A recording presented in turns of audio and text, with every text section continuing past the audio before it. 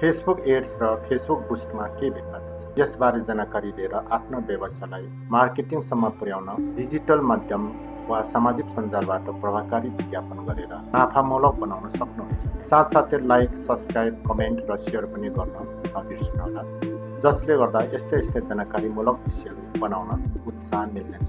Facebook AIDS र Facebook boost दुईवटै Facebook प्लेटफर्मको paid marketing सुविधाहरू हुन्, जसले व्यवसायहरूलाई आफ्नो सामग्रीलाई बढी मानिससम्म पुर्याउन सहयोग गर्छ। यद्यपि यी दुई बीच धेरै महत्त्वपूर्ण भिन्नताहरू छन्। यी दुई प्रविधिको विशेषता, उपयोगिता, लक्ष्य निर्धारण, लागत संरचना र कुनै अवस्थामा कुन उपयुक्त हुन्छ भन्ने बारे विस्तृत रूपमा बुझ्ने छौँ। परिभाषा: Facebook busted post. Busted post भनेको तपाईले पहिले नै पब्लिस गरेको कुनै पोस्टलाई अतिरिक्त शुल्क तिरेर अधिक मानिससम्म पुर्याउने प्रक्रिया हो। यो फेसबुक मार्फत सबैभन्दा सरल किसिमको पेड प्रमोसन हो। बुस्ट गर्दा तपाईले टार्गेट अडियन्स, लोकेसन, उमेर समूह, रुचि आदि चयन गरेर आफ्नो पोस्टलाई प्रमोट गर्न सक्नुहुन्छ। फेसबुक एड्स म्यानेजरबाट बनाइने विज्ञापन। फेसबुक एड्स भनेको फेसबुकको एड्स म्यानेजरको प्लेटफर्म प्रयोग गरेर सुरुमा नै डिजाइन गरिने विज्ञापनहरू हुन्। यो थप जटिल तर अत्यधिक लचिलो प्रभावकारी सुविधा हो, जसले विभिन्न प्रकारका उद्देश्यहरू पूरा गर्न सक्ने विज्ञापनहरू निर्माण गर्न अनुमति दिन्छ। उद्देश्यको विविधता: बुस्टेड पोस्टमा तपाईको मुख्य उद्देश्य भनेको इन्गेजमेन्ट, लाइक्स, कमेन्ट्स, सेयर्स बढाउनु हो। बुस्टेड पोस्ट सिधै फेसबुक पेजबाट गर्न सकिन्छ। यो सजिलो भए पनि सीमित विकल्पहरू मात्र दिन्छ। तर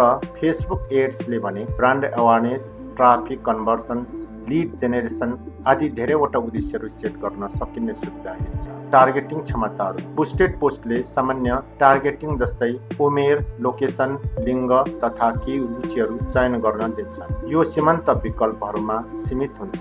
Facebook एड्सले custom audience, lookalike audience र डिटेल बिहेभियरल टार्गेटिङ जस्ता सुविधाहरू दिन्छ, जसले गर्दा तपाईले अझ विशिष्ट प्रभावकारी अडियन्ससम्म पुग्न सक्नुहुन्छ। विज्ञापन डिजाइन गर्ने स्वतन्त्रता: बुस्टेड पोस्टमा तपाईले फेसबुकमा पहिले नै राखिएको सामग्रीलाई मात्र प्रमोट गर्न सक्नुहुन्छ।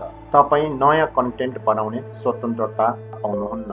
फेसबुक एड्समा चाहिँ तपाईले कम्प्लिट नयाँ विज्ञापन डिजाइन गर्न सक्नुहुन्छ। इमेज, भिडियो, क्यारोसेल्स, साइड सोज आदि प्रयोग गरेर क्रिएटिभ बनाउन सकिन्छ। प्लेसमेन्टको नियन्त्रण: बुस्टेड पोस्टले सामान्यतया फेसबुक फिड, इन्स्टाग्राम फिड र मेसेन्जरमा मात्र देखाउने विकल्प दिन्छ। फेसबुक एड्समा चाहिँ तपाईले Facebook, Instagram, messenger, audience network, reels, stories र अन्य प्लेसमेन्ट्स कस्टमाइज गर्न सक्नुहुन्छ। यो बहुप्रकारको प्रयोगले विज्ञापनले धेरै प्लेटफर्ममा देखाउन सक्छ। रिपोर्टिङ र एनालाइटिक्स: बुस्टेड पोस्टको पर्फर्मेन्स मेट्रिक्स सीमित हुन्छ। रिच, इन्गेजमेन्ट र केही बेसिक इन्साइट्स मात्र देखिन्छ। तर फेसबुक एड्सले चाहिँ एड्स म्यानेजर मार्फत डिटेल पर्फर्मेन्स ट्र्याकिङ गर्न दिन्छ, जसमा click through rate, CTR, cost per click, CPC, conversion rate, ROS आदि हेर्न सकिन्छ। लागत, कस्ट स्ट्रक्चर: दुवै प्रकारको विज्ञापनमा तपाईँ आफ्नो बजेट अनुसार खर्च गर्न सक्नुहुन्छ। बुस्टेड पोस्ट प्राय सस्तो र सरल हुन्छ, तर कम प्रभावकारी हुन्छ यदि तपाईलाई निश्चित कन्भर्सन चाहिएको छ भने। फेसबुक एड्स अधिक टार्गेटेड र कस्टमाइजेबल हुन्छ, त्यसैले यसको कस्ट पनि कन्भर्सनमा भर पर्छ, तर ROI राम्रो पाउने सम्भावना बढी हुन्छ।